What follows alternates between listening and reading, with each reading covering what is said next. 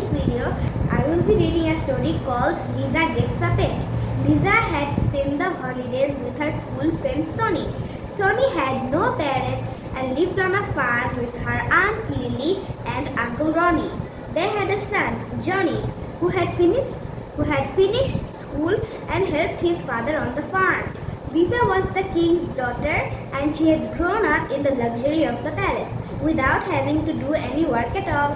When she came to the farm with Sonny, she saw that everyone on the farm worked very hard. They woke up very early every morning and began to do their share of the work. There were the hens, ducks, goats, the pigs and several other animals to be fed, the cows to be milked, the horse had to be groomed. Uncle Ronnie and Johnny then went off to the fields and Sonny helped Aunt in the kitchen. Liza wanted to help too but had never done any work at all. She stood around watching for 1 or 2 days. Then she asked Sonny to give her some work too. Sonny took her along to collect eggs. It turned out to be great fun. The hens squawked and flapped while the girls took the eggs without breaking them. Feeding the animals was an adventure because they would come and jostle the girls for their food. But Liza had never been so close to an animal. Riding a horse is different, she told Sonny. The horse is held by a groom and after riding it is taken back to the stable. I have no idea as to what it is and how it is groomed and taken care of. At the farm, she enjoyed playing with the animals and learning to wash or groom them. Each one had a name and each one was a character.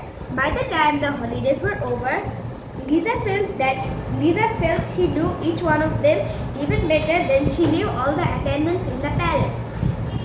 Jessie, the lovely rust-colored spaniel in the farmhouse, had a litter, and Liza had loved to watch the little puppies tumble around as they played. They were now 3 weeks old and ran around getting into all kinds of trouble.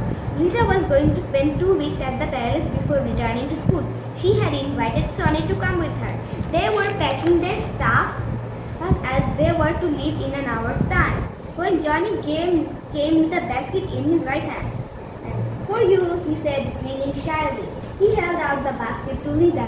Inside was a silky russet-colored puppy. Liza was so thrilled that she gave Johnny a hug and ran to thank Uncle and Aunt too.